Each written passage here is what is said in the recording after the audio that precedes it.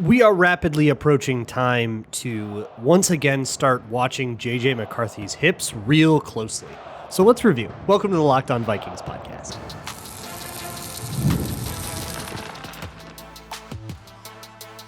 You are Locked On Vikings, your daily Minnesota Vikings podcast, part of the Locked On Podcast Network, your team every day. Hey, everybody. Welcome to the Locked On Vikings podcast, where we're always trying to learn something new. It's part of the Locked On Podcast Network, your team every day. Thank you so much for making Locked On Vikings your first listen of the day every single day. I appreciate my hashtag everydayers so very much. Thank you so much for hanging out through all of draft season. We are now in the summer, which is a little bit my favorite part. Because there is nothing going on, which means I get to do whatever I want. There is no mandate for what I have to talk about. I can do whatever. And I love that. So I hope you'll be along for the ride. This will be a daily show throughout the entire summer. Might go down to 3 a week in certain moments. Well, I'll get back around to you on that, but it would only be for a little bit. But for now, let's talk about JJ McCarthy. This is a great time to remind you where we were at with JJ McCarthy. Kevin O'Connell went on the Up and Adams show with Kay Adams. Kay Adams asked him a couple of softball questions about JJ McCarthy. Why isn't he the starter? He's taking first team reps and stuff, right? And O'Connell kind of danced around all of it. In a way that I'm sure a lot of people will run with. So I kind of want to talk about that, but that will lead us into a conversation about what the expectation from the Vikings has been for McCarthy so far, and what we know about that, what we can't know about that, and what we can sort of surmise it's going to be moving forward. So that's going to be a lot of review of stuff we talked about around this time last year. If you recall, last year, going into training camp and throughout training camp, mechanics were a big part of this show. Real intricate, tiny little detailed stuff. What is the angle of his toe when he throws? What is his back foot doing on the follow through? These tiny little details. And it led us to do a lot of Zapruder filming of the, promo videos that the Vikings would release. And we're going to go right back into doing that. I'm not going to be one of those people that says, don't overthink this. Of course, it's the quarterback of the future for the Vikings. We are absolutely dissecting every little frame and every little pixel that we can. This is Locked On Vikings, not Locked On Casual, okay? Get with the program. But I did find it kind of funny when O'Connell was asked, why haven't we named him the starter? That was the direct quote. That was the Kay Adams question. Why haven't you named him the starter? And O'Connell gave a sort of non-answer, but I think in it are the seeds of what we can sort of say. He's like, well, we can't even line up defensive players against him. So he very much seems to expect to name JJ McCarthy the starter very quickly, but is not anointing him with it in the formal sense. I think that's a little silly. I think he's being a little bit too extra careful, but I also know that Kevin O'Connell, he is nice to the media, but he is extraordinarily distrusting of the media.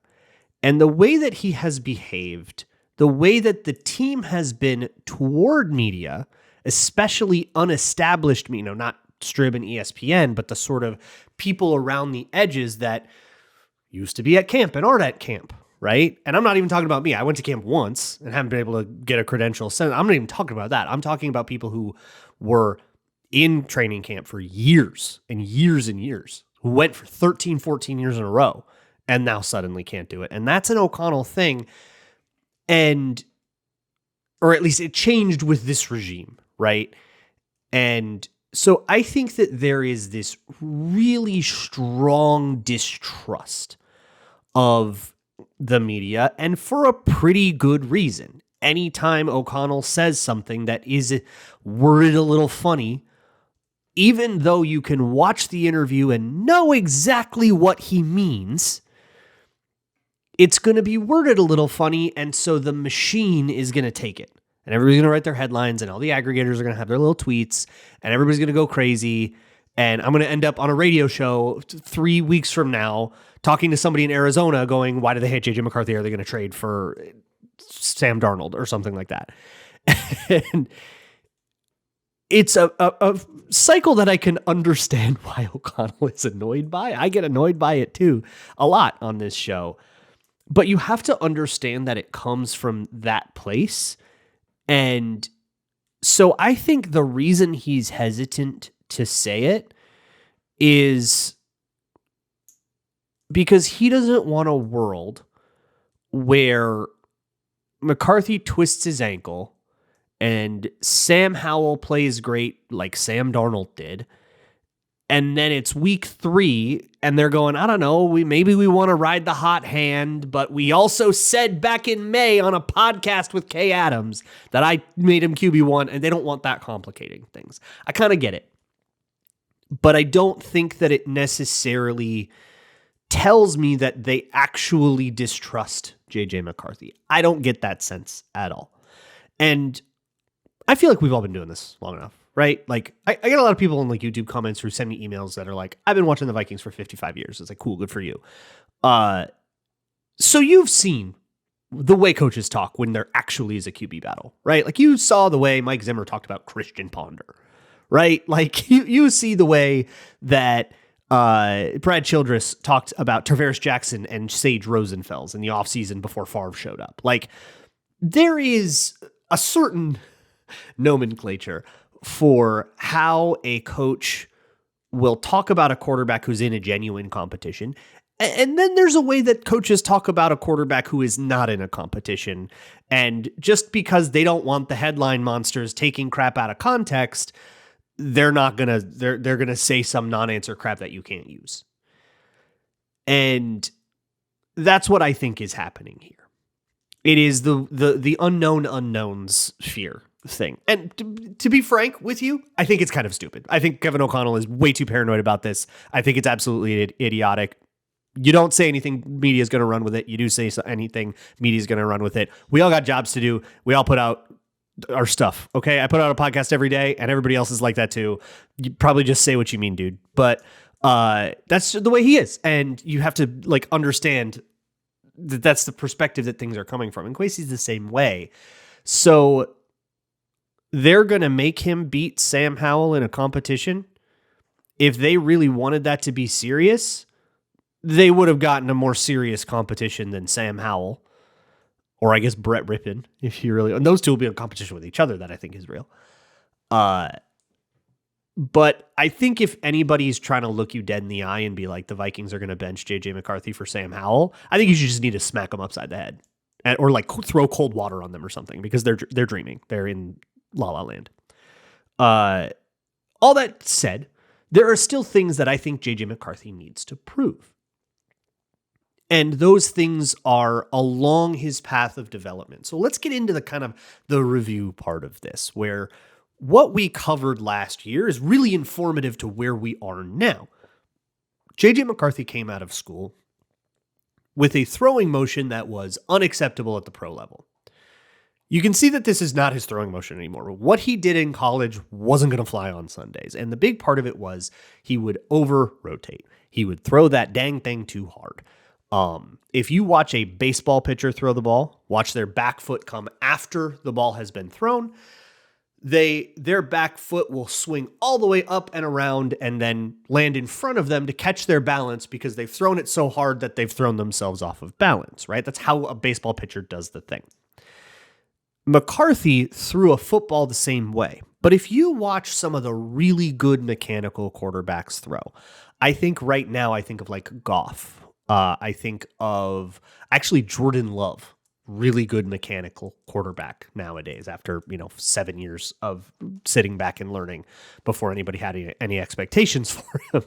But, now he's deep enough in his career to have really, really nice throwing mechanics. I don't want to look at like Mahomes. He does a lot of stuff that's different and weird that kind of only he can get away with. But, look at the older quarterbacks, Stafford, Geno, those guys that if you watch their back foots come through, you want the kiss. I talked about this last week too, and a ton last year. Think about the Princess Diaries. You want your foot to kind of pop up a little bit.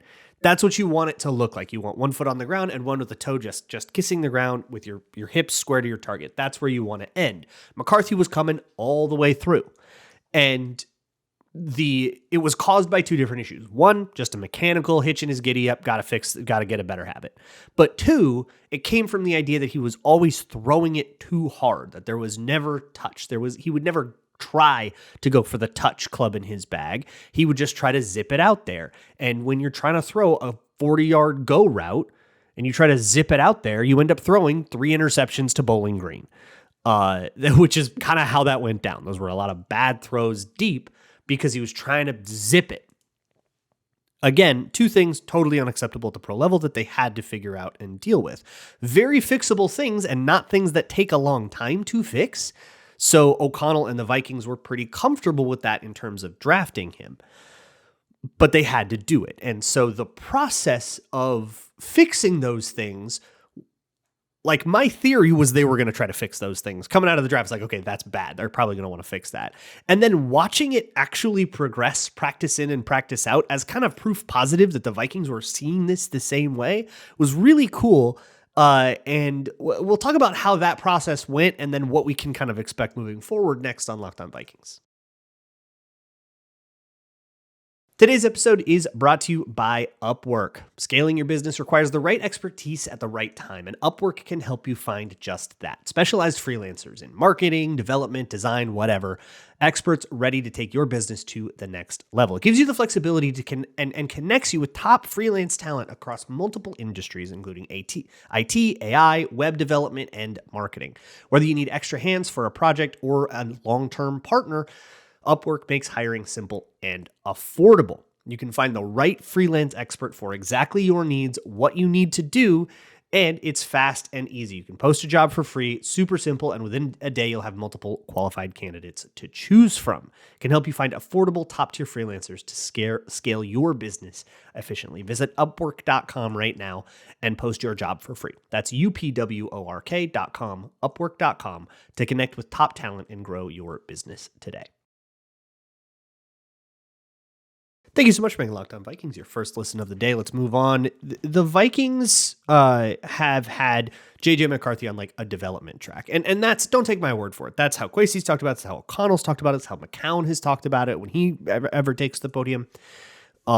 They had him on, they had a plan for him, right? They didn't have a timetable on that plan. They didn't have this expectation that, by week 3 of the preseason, you need to be here. By week 4 of the regular season, you need to be here. And if you're not ready by week 8, then, we gotta, then it's or else, right? It wasn't like that, but it did seem like there were certain developmental goals that they had and kind of finish lines he needed to cross before they were going to put him in. And when they talked about the quote unquote QB battle between J.J. McCarthy and Sam Darnold, it seemed like that battle wasn't really a battle until he crossed certain thresholds, until J.J. McCarthy got, I'm going to guess, his follow through to look a little bit more normal. If he's still over rotating, we ain't putting you on the field. You're going to fix that. Take your time, no pressure. As long as it takes for you to get that habit down, we'll turn to Sam Darnold in the meantime. And in that way, it kind of became not really an evaluation of McCarthy at all. This is the thing, you got to fix it. And then when you fix that, then we'll compare and see if we even still like you better than Sam Darnold, who, by the way, is killing it. It would have been really interesting if J.J. McCarthy hadn't gotten hurt, hadn't had his meniscus surgery. I think it would have gotten fascinating around week 7 or 8, where McCarthy, he was almost ready by that first preseason game. He was still over-rotating a little, but it was to a point where he was, like, there are quarterbacks in the league that over-rotate more, that hold starting jobs. Like, it started to look a lot less like unacceptable.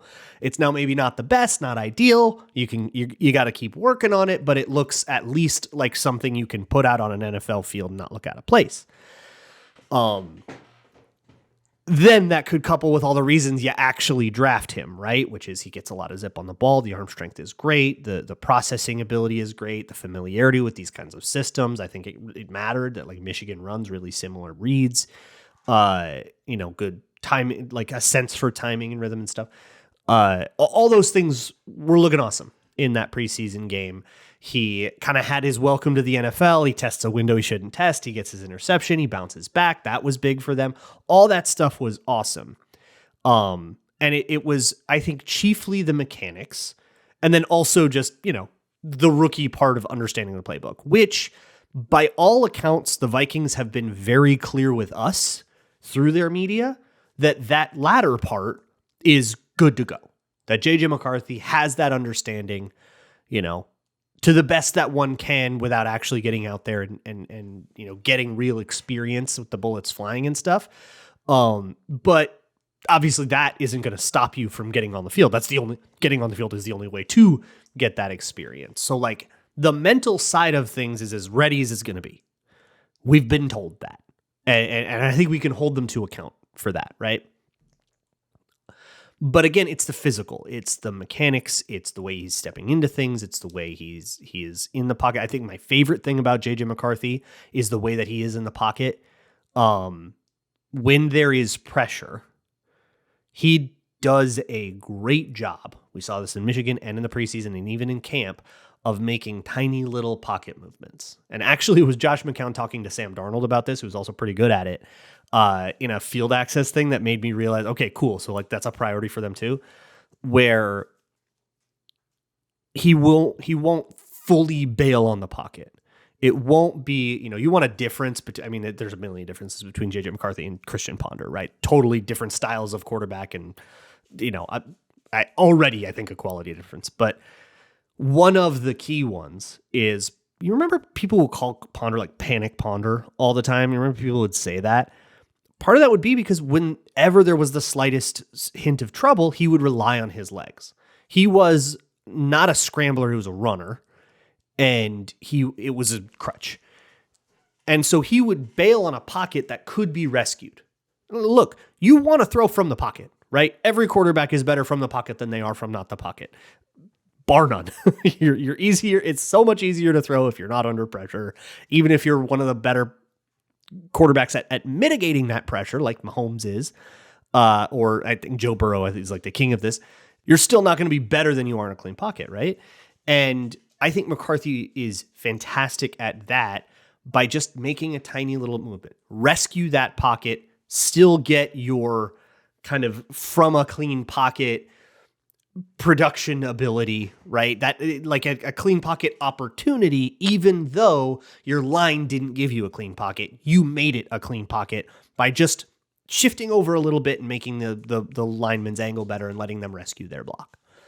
I think he's excellent at that. Whereas like Ponder would just take off. He would just go run. And eventually teams kind of took that away from him.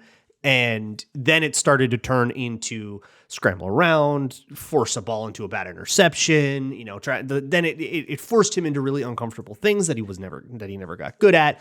He flamed out, he failed. With McCarthy, those mitigating circumstances are not as dire, and I love that. But it was always going to be about him being able to deliver the ball, in particular downfield, where he means to, when he means to. I think the Vikings kind of came to take that for granted with Kirk Cousins. Kirk Cousins could always put the ball where he meant to put it, when he meant to put it there. And if the issues we had were with whatever, either the decisions that he was making, the turndowns he would make, whether or not he kind of gave himself the opportunity to put the ball somewhere where it needed to go. But once he actually uncorked that thing and ripped it, it went where he meant to put it. Not necessarily the case with McCarthy when it comes to downfield. And that's because he's trying to, zip a 40-yarder down the field, over-rotate. That gives you, if you want to talk about like the biomechanics, which I will because it's been a while, basically when you throw the ball, most of the power is coming from torque, right? Like it's coming from twisting, the same way a golf shot, a baseball pitch, basically anything.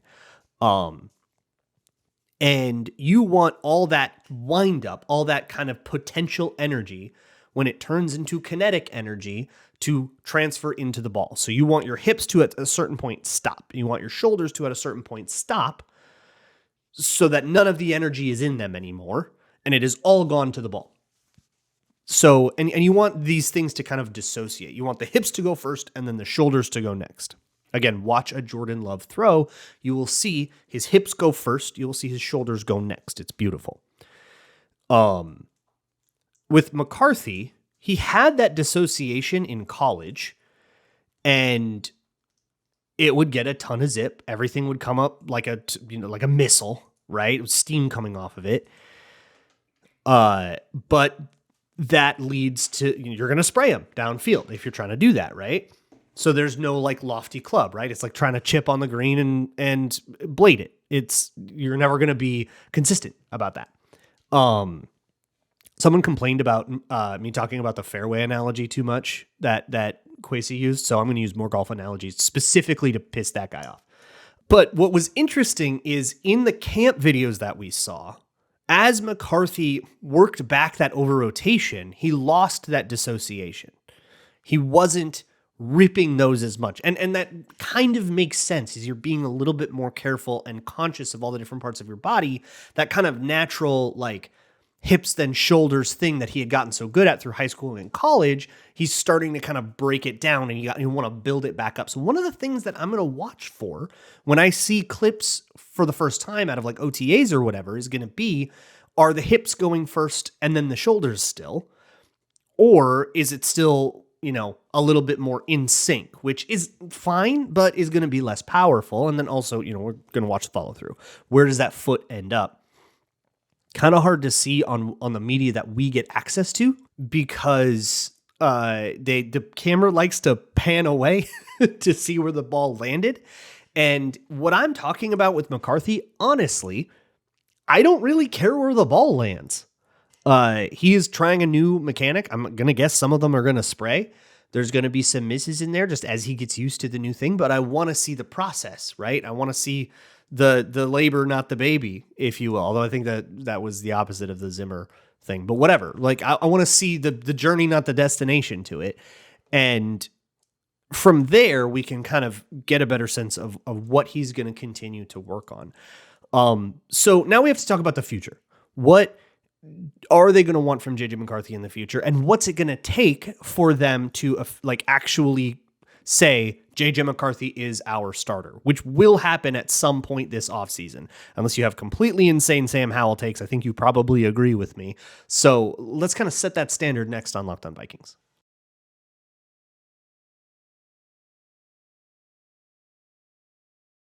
Okay, let's move to the future with JJ McCarthy. The easiest answer is to continue the stuff that he was working on before, right? You want to continue to see that rotation kind of back off to where you want it to be. You want to see that dissociation come back. You want to see him throw with a little more feathery touch, right?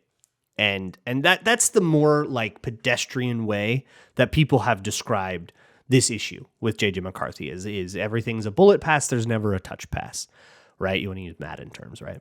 And so I think another like part of this is not only showing the ability to get that touch pass. If you have less over rotation, you're going to have a little more control over your throwing motion, and that makes it easier to lob one up and over. This is going to fix his touch problem if he can, figure it out. That was a big cause of it, was the over rotation meant that you never really had, like if you're always swinging at it, you're never really going to have those nice controlled chip shots, which is what you want, right? Those nice lobby, deep passes over the shoulder in the bucket kind of passes. That was always what was so inconsistent. So you want to see those kinds of passes, but you also want to see him decide to do it. And that was part of the issue at Michigan, was not only were the touch passes inconsistent when he did try, but a lot of times he would decide to click the bullet pass, right? Hold down the B button instead of tap it and get that lob pass. He would always try to zip it in there. And he would, try to zip it through tiny little windows. I still think that he is due for a couple of interceptions where he tries to zip it into a window he shouldn't have zipped it into. That's just going to have to happen to him as part of the process of like calibrating what he can and can't get away with. And you kind of hope that those are the interceptions you hear about in camp or that you see in the preseason before they count, but they're going to have to happen. That's just part of it. I loved what I saw from the preseason about him like going through reads and making the decision of whether or not to stay on something or come off of it. Everything basically in Kevin O'Connell's offense is a progression read. So it's a series of yes, no's. It's not, there's very rarely, like there are some where the receiver and the quarterback need to be on the same page, like reading a defender, but it's not like you will get in some other versions of offenses that we've seen where you'll have like, oh, you're reading the Mike linebacker. And if he goes left, you throw right. And if he goes right, you throw. It's not really like that. It's truly look at Justin Jefferson. Is he open? Yes or no. Look at Jordan Addison. Is he open? Yes or no. Look at TJ Hawkinson. Is he open? Yes or no. And whoever the 1, the 2, and the 3 are different play to play. But that means that gives us this really nice distilled, like menu of options where we don't necessarily need to put together the biggest algorithm in the world when we're watching a play. We just need to look at the receiver he's looking at and say, okay, is that guy open? And did JJ McCarthy see that guy was open or not? Or like, what decision did he make and was it correct? And when doing that through the little bit of preseason tape that we had about JJ McCarthy, I loved the decisions that he made. In particular, the fact that he did get to 2 or 3, like he got deep in the read and was correct to do so, and then delivered a good ball to that when it was supposed to be there. Like that is Sunday quarterbacking, really high level. Love to see that. Want to see more of it. But again, that decision making is a lot, right? Decision making is choosing the receiver to throw to and when to throw to him, but it's also choosing what kind of ball to use, right? Do you want to try to go up and over a defender? Do you want to try to zip it through a window? Do you want to try some kind of combination of the two? Are you leading him? Are you putting it right on him? Are you throwing it to where you think the receiver will be, or are you throwing it away from a defender and hoping the receiver can chase it down, even if that means that he has to make an adjustment? All of those decisions are the kinds of things you don't get to think about in the pocket. You have to make by feel. So those are the kinds of decisions where you want to put the ball, and then can you get it to where you intended to get it is going to be the biggest growing pain when we talk about down the field stuff. And when I say growing pain, that's maybe even too kind of word. It might be a thing he never gets down, and that's why JJ McCarthy will ultimately fail. Or like that could be what we're talking about 3 years from now. If this goes belly up, it could be because that never came around. And that's the reason that he went 5th among this class, where other guys had, the issues that, every quarterback in that class had some issue, but those other issues were less scary than this.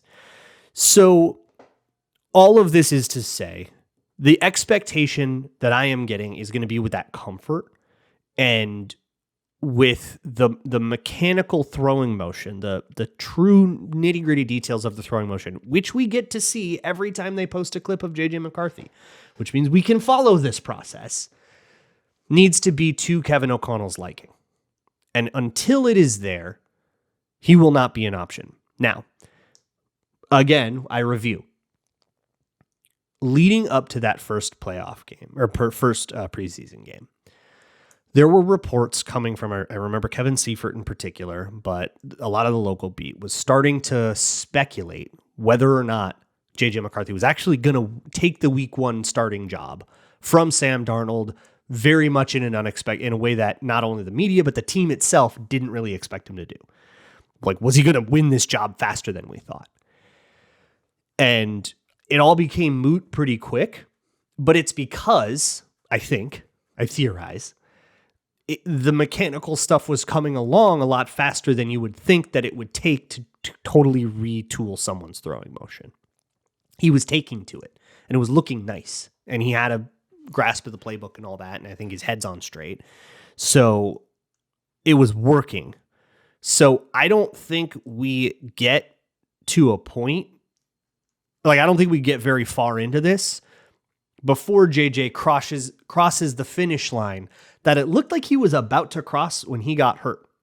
But I remind you, he's been in the rooms, he's been learning the mental side. He's been studying the playbook as much as he wants, but he hasn't been working on his throwing motion this whole time. He's been rehabbing a knee. He's been losing weight, gaining weight.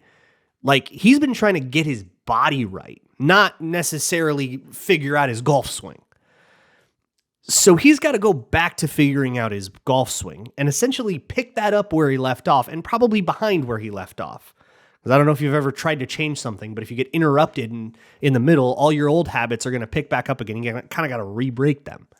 If I had to theorize as to why the Vikings aren't like gung-ho, let's do it, even though all of their behavior has like indicated an expectation that JJ McCarthy will win the starting job and that it won't be, and that there won't be any question about it.